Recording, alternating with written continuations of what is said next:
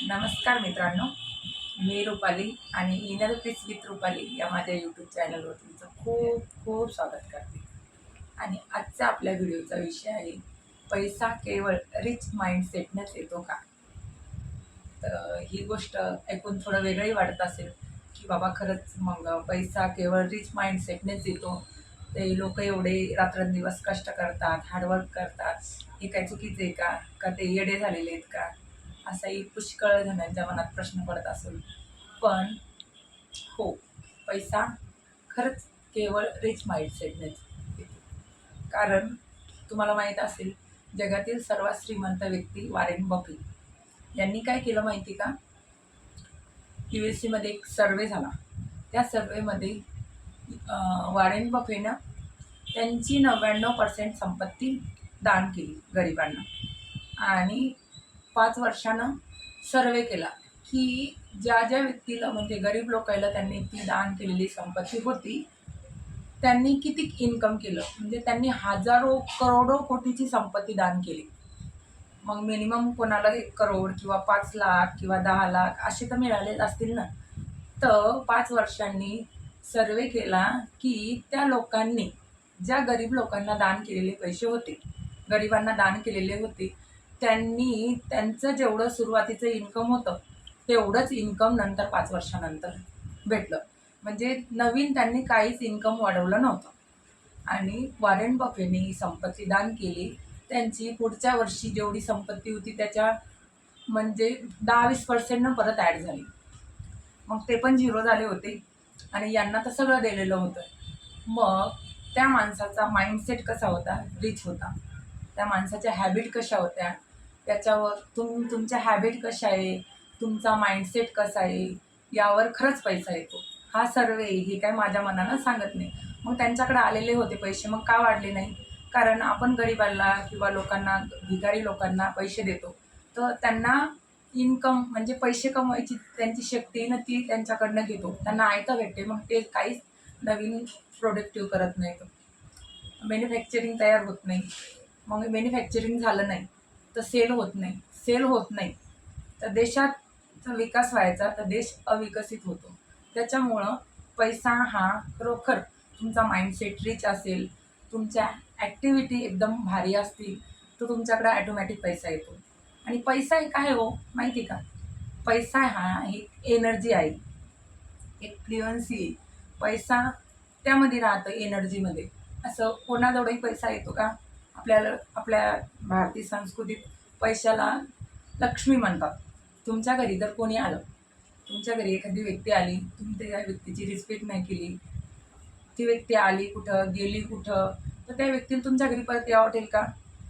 तसंच पैशाचं पण तसंच आहे. पैसा ही एक एनर्जी आहे. त्या एनर्जीला आपण खूप एनर्जी दिली, खूप प्रेम केलं, खूप मान सन्मान दिला, तर ती व्यक्ती, ती एनर्जी आपल्याजवळ येते. तुम्ही जेवढी एनर्जी देता ना एखाद्या गोष्टीवर, ती तेवढी जास्त येते. लोकं काय म्हणतात माहिती आहे का? पैसा तर सगळ्यांना श्रीमंत व्हायचं राहते. असं एकही नसतं या जगात. ऋषीमुनी, साधू संत सोडून ते तर सोडूनच जातात.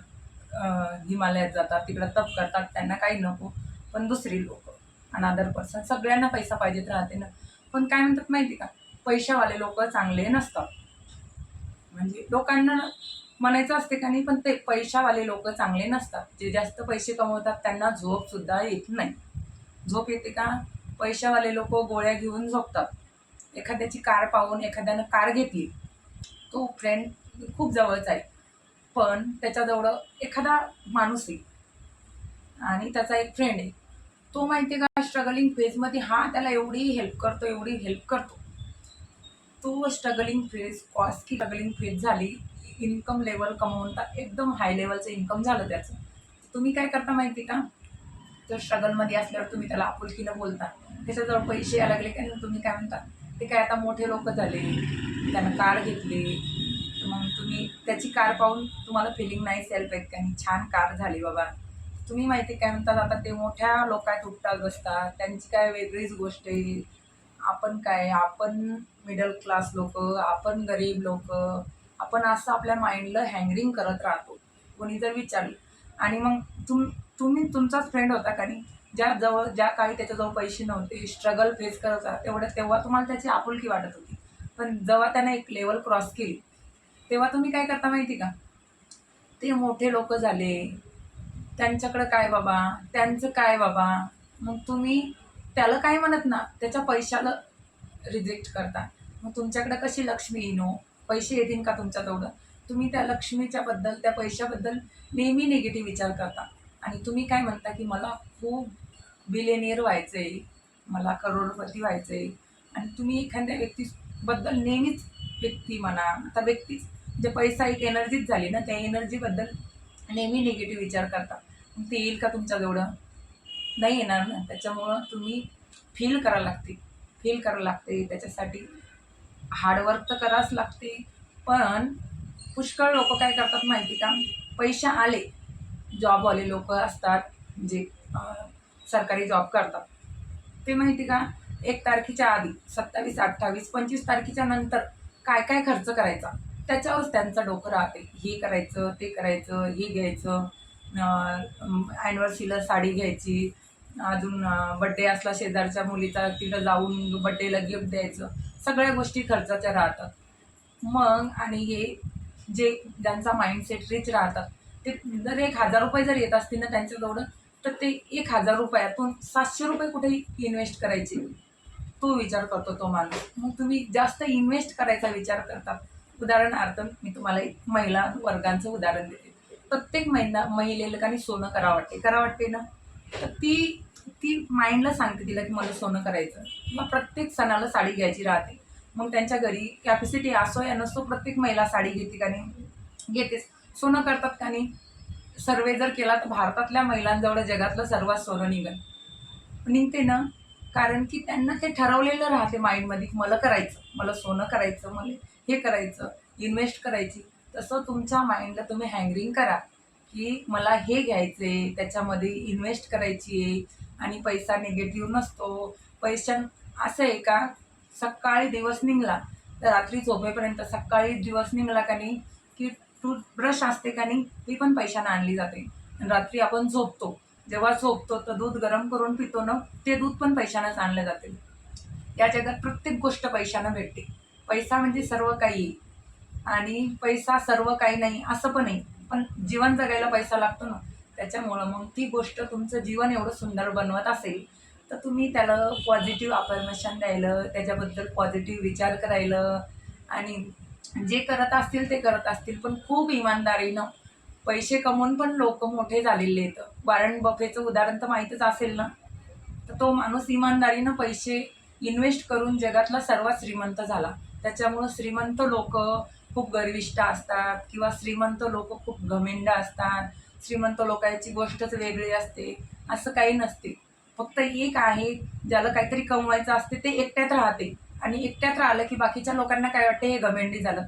पण ते सारखं स्वतःवर वर्क करत राहते, स्वतःला स्किलफुल करत राहते, स्वतःला डेव्हलप करत राहते. मग सगळ्या गोष्टी ॲटोमॅटिक येतात. आणि आपण मिडल क्लासवाले लोक काय करतो माहिती का, खूप सारे फ्रेंड बनवतो, खूप सारे त्यांच्याच प्रॉब्लेम सॉल्व्ह करत राहतो, आणि त्यामध्येच राहतो पडलेले. मग आपला दिमाग चालन का काहीतरी नवीन करायला, आणि ते हे झालं की ते झालं काहीतरी नवीन करत राहतात. मग तुम्ही ठरवा, तुम्हाला मिडल क्लासमध्ये यायचं का हाय क्लासमध्ये यायचं. हाय क्लासमध्ये एकटंच राहावं लागते, स्वतःवर खूप सारं काम करावं लागते, तेव्हा पैसा काही पण ॲटोमॅटिक येते. तुम्ही एखाद्या गोष्टीत 100% दिले ना, ती गोष्ट तुमच्याकडे 100% येईन का नाही येईन, तुम्हीच सांगा. येईन ना. तुम्ही एखादी गोष्ट, शेतकऱ्यासारखी कोणाला शेती करता येते का, नाही करता येत ना. कारण की तो शेतकरी 100% देतो, उन्हाळ्यात सुद्धा शेतात जाऊन बसतो, त्याला घरी करमत नाही. मग येईन ना त्याच्याकडनं. तसंच आहे, तुम्हाला जर पैसा कमवायचा म्हणलं तर त्या पैशाबद्दल निगेटिव्ह बोलून, पैशाला वाईट अफर्मेशन देऊन, व मी आधी सांगितलं वर्ड इज पॉवर. तुम्ही म्हणलं आमचं काय, आम्ही खूप गरीब आहोत, आमच्याकडनं कुठं होते, आम्ही काय करणार हो, कसे हो, चाललं असंच.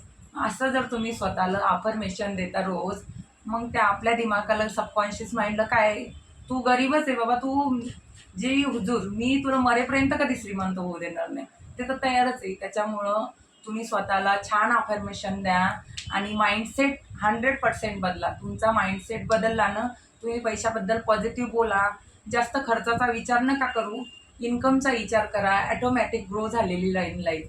आणि मित्रांनो, तुम्हाला असे जर माझे नवीन नवीन व्हिडिओ आवडत असतील, माझे कंटेंट आवडत असतील, माझे थॉट तुमच्या जीवनात अप्लाय होत असतील, तर माझ्या व्हिडिओला सबस्क्राईब करा, शेअर करा, लाईक करा आणि पैशावर प्रेम करा.